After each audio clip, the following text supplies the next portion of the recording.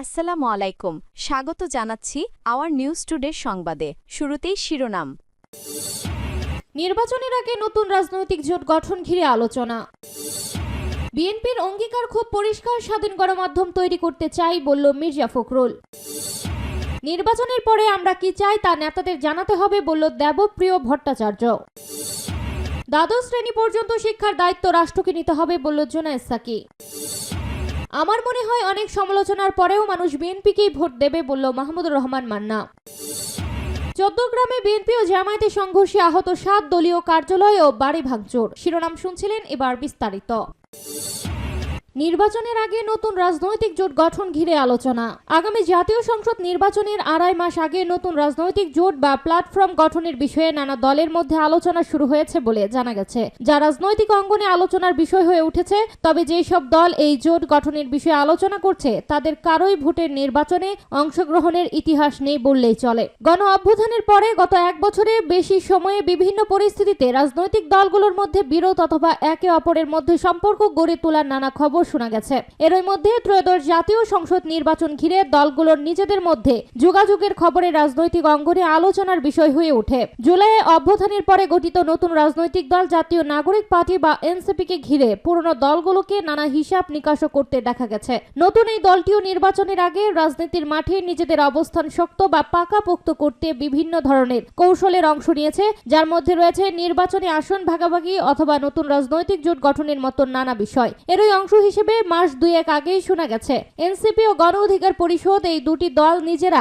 একই ব্রতকরণের কথা আলোচনা করছে। এছাড়া বিএনপি বা জামায়াতে ইসলামের সাথেও তাদের আলোচনার বিষয়ে খবর প্রকাশ হয়েছে। তবে এবার বেশ কয়েকটি দল নতুন একটি রাজনৈতিক জোট বা অ্যালায়েন্স গঠনের বিষয়ে আলোচনা করেছে। এমনকি এই সপ্তাহের মধ্যেই জোট গঠন নিয়ে আলোচনার বিষয়টি চূড়ান্ত হতে পারে বলে জানিয়েছে কয়েকটি দলের নেতারা। প্রশ্ন উঠেছে, জাতীয় নির্বাচনের আগে ঠিক কি কারণে এই রাজনৈতিক জোট গঠনের কথা ভাবা হচ্ছে? জোট গঠনের রাজনৈতিক তাৎপর্যই বা ঠিক কি? বিএনপির অঙ্গীকার খুব পরিষ্কার, স্বাধীন গণমাধ্যম তৈরি করতে চায় বলল মির্জা ফখরুল। বিএনপির স্বাধীন গণমাধ্যম দেখতে ও তৈরি করতে চায় বলে মন্তব্য করেছেন দলটির মহাসচিব মির্জা ফখরুল ইসলাম আলমগীর। তিনি বলেন, আমাদের কমিটমেন্ট খুব পরিষ্কার। আপনারা দেখেছেন যে আমরা 31 দফার খুব পরিষ্কার করেই বলেছি যে আমরা একটা স্বাধীন গণমাধ্যম দেখতে চাই এবং আমরা সেটাকে তৈরি করতে চাই। মির্জা ফখরুল ইসলাম আলমগীর বলেন, ক্ষমতায় গেলে গণমাধ্যম সংস্কারে কমিশন করার পরিকল্পনা ছিল বিএনপির। ইতিমধ্যে সেই কমিশন করা হয়েছে, তবে কমিশনের প্রতিবেদন তৈরি হলেও সেটি নিয়ে পরবর্তীকালে কোনো আলোচনা হয়নি। বিএনপি সরকার গঠন করতে পারলে গণমাধ্যম সংস্কার কমিশনের প্রতিবেদনকে অগ্রাধিকার ভিত্তিতে দেখা হবে বলে জানান মির্জা ফখরুল। তিনি বলেন, আমরা আশা করি সরকার পরিচালনার দায়িত্ব যদি জনগণের মাধ্যমে পাই তাহলে আমরা নিঃসন্দেহে এটাকে অগ্রাধিকার ভিত্তিতে দেখব বলে বিশ্বাস করি। ফখরুল বলেন, সংস্কার যদি হৃদয়ে ধারণ করা না হয়, মনের মধ্যে না নেওয়া হয়, পরিবর্তন করতে না চাওয়া হয়, তাহলে কতটুকু সংস্কার করা সম্ভব হবে সেটি জানা নেই। মির্জা ফখরুল বলেন, 1975 সালে একদলীয় শাসন ব্যবস্থা বাকশাল প্রতিষ্ঠা করা হয়েছিল। সব পত্রিকা বন্ধ করে দেওয়া হয়েছিল। 4টি পত্রিকা ছাড়া যেগুলো সরকারের নিয়ন্ত্রণে চলেছে। জিয়াউর রহমান রাষ্ট্র ক্ষমতায় এসে একটা মুক্ত ও স্বাধীন সংবাদপত্রের ব্যবস্থা করেছেন। পরবর্তীকালে বিএনপি যখনই রাষ্ট্র পরিচালনার দায়িত্বে এসেছে তখনই গণমাধ্যমকে উন্নত বা উপযোগী করে তোলার জন্য অনেক ব্যবস্থা নিয়েছিল। বিএনপির মহাসচিব বলেন, সাংবাদিকদের অনেকগুলো ইউনিয়ন আছে, আবার 2 দলের 2 ভাগ 3 ভাগ আছে। তারা নিজেরাই দলীয় হয়ে যাচ্ছে। রাজনৈতিক দলগুলো কাউকে পকেটে নিতে চায় না, কিন্তু তারা যদি পকেটে ঢুকে যায় সেটা বড় সমস্যা। গত 15 বছর অনেক সাংবাদিক নিজেরা উদ্যোগী হয়ে ফেসিবাদকে সমর্থন করেছে উল্লেখ করে মির্জা ফখরুল বলেন, সাংবাদিকদের অঙ্গীকারের প্রয়োজন আছে। তারা সেই জায়গা থেকে নিজেরা বাইরে থাকবেন এবং স্বাধীন সাংবাদিকতা করবেন। নির্বাচনের পরে আমরা কি চাই তা নেতাদের জানাতে হবে বলল দেবপ্রিয় ভট্টাচার্য।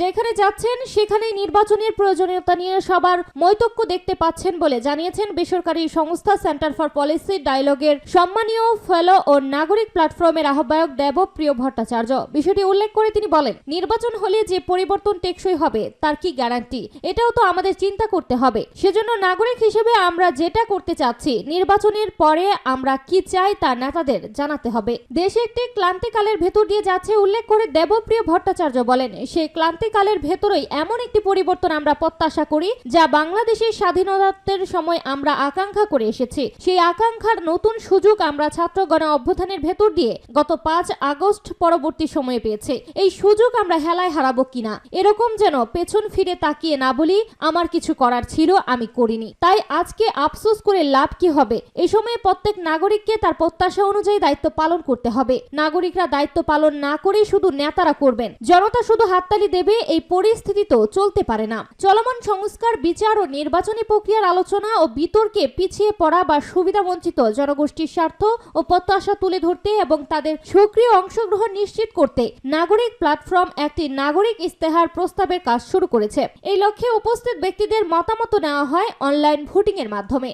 দ্বাদশ শ্রেণী পর্যন্ত শিক্ষার দায়িত্ব রাষ্ট্রকে নিতে হবে বলল জুনায়েদ সাকি। গণসংহতি আন্দোলনের প্রধান সমন্বয়কারী জুনায়েদ সাকি বলেছেন, তারা বাংলাদেশে একটি উৎপাদনশীল অর্থনৈতিক ব্যবস্থা তৈরি করতে চায় যার মধ্য দিয়ে মানুষের মধ্যে সুযোগের সমতা তৈরি হবে। এই পরিকল্পনার সঙ্গে সঙ্গতিপূর্ণ শিক্ষার পুনর্বাসন পরিকল্পনা হাজির করতে চান। এজন্য দ্বাদশ শ্রেণী পর্যন্ত শিক্ষার দায়িত্ব রাষ্ট্রকে নিতে হবে। জুনায়েদ সাকি বলেন, একদিকে মানবিক জনগোষ্ঠী তৈরি এবং অন্যদিকে দক্ষ জনগোষ্ঠী তৈরি করা, দুটো কাজই খুব জরুরি এবং দুটোই বর্তমানে চাহিদার সঙ্গে সঙ্গতিপূর্ণভাবে আমাদের করতে হবে। দ্বাদশ শ্রেণী পর্যন্ত সব শিশুর শিক্ষাকে রাষ্ট্রের খাতে আনতে হলে একদিকে যেমন বাজেটের প্রয়োজন আছে, অন্যদিকে শিক্ষা ব্যবস্থার নীতি কাঠামোতেও পরিবর্তন আনতে হবে। শিক্ষকদের বেতন কাঠামো প্রসঙ্গে গণসংহতি আন্দোলনের প্রধান সমন্বয়ক বলেন, শিক্ষকদের বেতন, সুযোগ সুবিধা ও মর্যাদাকে একটা সুনির্দিষ্ট জায়গায় দাঁড় করাতে হবে। শিক্ষকদের জন্য একটা স্বতন্ত্র বেতন স্কেল হওয়া দরকার। একেবারে প্রাথমিক শিক্ষা থেকে শুরু করে বিশ্ববিদ্যালয়ের শিক্ষা পর্যন্ত শিক্ষকদের স্বতন্ত্র বেতন স্কেল এবং তাদের মর্যাদার কাঠামো তৈরি করতে হবে। শিক্ষকদের মর্যাদা এবং তাদের কাজের মূল্যায়ন, এই দুটো জিনিসকে একসঙ্গে করে বাজেট পরিকল্পনা করতে হবে। এর সঙ্গে যুক্ত হবে অবকাঠামো ও তথ্য প্রযুক্তিগত সব ধরনের আধুনিক সুবিধা। আমার মনে হয় অনেক সমালোচনার পরেও মানুষ বিএনপিকেই ভোট দেবে বলল মাহমুদুর রহমান মান্না। বিএনপিকে নিয়ে অনেক সমালোচনা করা হলেও শেষ পর্যন্ত মানুষ এই দলকেই ভোট দিয়ে নির্বাচিত করবে বলে মনে করেন নাগরিক ঐক্যের সভাপতি মাহমুদুর রহমান মান্না। তিনি বলেছেন, আগামী 5 বছরের জন্য কারা দায়িত্ব পাবেন বোঝা যায় তো নাকি। আমি জানি না, আপনারা হয়তো বলতে চাইবেন না। আমি বলি, আমার তো মনে হয় আমি কোনো বিএনপির পক্ষে ক্যাম্পেইন করি না, আমি তো বিএনপি করি না, কিন্তু আমার মনে হয় অনেক ক্রিটিসিজমের পরেও শেষ পর্যন্ত মানুষ বিএনপিকেই ভোট দেবে। সাংবাদিকদের ওয়াচডগের ভূমিকায় থাকতে হবে উল্লেখ করে মাহমুদুর রহমান বলেন, সাংবাদিকরা শুধু ওয়াচডগ নন, তারা মাঝে মধ্যে পথ প্রদর্শকও হতে পারেন। যারা সাংবাদিকদের দাবিগুলো পূরণ করার অঙ্গীকার করবে তাদের পেছনেও সাংবাদিকদের ওয়াচডগের মতো থাকতে হবে। তবে সাংবাদিকদের দাবিগুলো অন্তর্বর্তী সরকারের কাছে না জানিয়ে পরবর্তী সময়ে যারা ক্ষমতায় যাবে তাদের কাছে বলার পরামর্শ দেন নাগরিক ঐক্যের এই নেতা। 14 গ্রামে বিএনপি ও জামায়াতের সংঘর্ষে আহত 7 দলীয় কার্যালয় ও বাড়ি ভাঙচুর। কুমিল্লার 14 গ্রামে বিএনপির নেতাকর্মীদের সঙ্গে জামায়াত ও ছাত্র শিবিরের নেতাকর্মীদের সংঘর্ষ হয়েছে। এ সময় বিএনপির একটি ইউনিয়ন কার্যালয় ও এক কর্মীর বাড়িতে হামলা চালিয়ে ভাঙচুর করা হয়েছে বলে অভিযোগ পাওয়া গেছে। সংঘর্ষে উভয় পক্ষের অন্তত 7 জন আহত হয়েছে। তাদের মধ্যে বিএনপির 3 জন ও জামায়াতের একজনের অবস্থা গুরুতর, তাদের হাসপাতালে ভর্তি করা হয়েছে।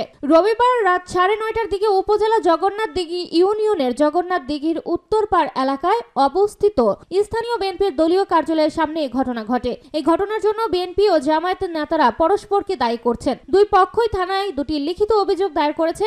স্থানীয় লোকজনের সঙ্গে কথা বলে জানা গেছে, জগন্নাথ দিঘি ইউনিয়ন বিএনপির দলীয় কার্যালয়ের সামনে কথা কাটাকাটি থেকে সংঘর্ষে জড়ান বিএনপি ও জামায়াতের নেতাকর্মীরা। এক পর্যায়ে দুই পক্ষের মধ্যে সংঘর্ষে শুরু হয়। এ সময় বিএনপির কার্যালয়ে হামলা চালিয়ে চেয়ার ভাঙচুর করা হয়। এ সময় বিএনপি ও ছাত্রদলের 3 কর্মীকে কুপিয়ে জখম সহ 6 জনকে আহত করা হয়। একই সময় জামায়াতের সহকারী সংগঠন শ্রমিক কল্যাণ ফেডারেশনের এক কর্মীর মাথা, হাত ও পায়ে কুপিয়ে জখম করা হয়। পরে পাশের বিজয়কড়া গ্রামে বিএনপির কর্মী রাজুর বাড়িতে হামলা ও ভাঙচুর চালানো হয়। গুরুতর আহত বিএনপি কর্মী সাইফুল ও নুরুন নবীকে কুমিল্লা মেডিকেল কলেজ হাসপাতালে ভর্তি করা হয়েছে। আরেক কর্মী আলম 14 গ্রাম উপজেলা স্বাস্থ্য কমপ্লেক্সে চিকিৎসাধীন। শ্রমিক কল্যাণ ফেডারেশনের কর্মী মোহাম্মদ ইসমাইল হোসেনকেও কুমিল্লা মেডিকেল কলেজ হাসপাতালে ভর্তি করা হয়েছে। ঘটনার বিষয়ে 14 গ্রাম উপজেলা বিএনপির সাধারণ সম্পাদক শাহ আলম প্রথম আলোকে বলেন, রোববার রাতে স্থানীয় স্বেচ্ছাসেবক দলের একটি অনুষ্ঠান শেষে ইউনিয়ন বিএনপির কার্যালয়ে 6 থেকে 7 জন নেতাকর্মী অবস্থান করছিলেন। এমন সময় জামায়াত শিবিরের 30 থেকে 40 জন নেতাকর্মী অতর্কিত হামলা চালিয়েছেন। বিএনপির কর্মীরা বাধা দিতে গেলে তাদের মারধর করা হয়। এক পর্যায়ে জামায়াত শিবিরের নেতাকর্মীরা ধারালো অস্ত্রের আঘাতে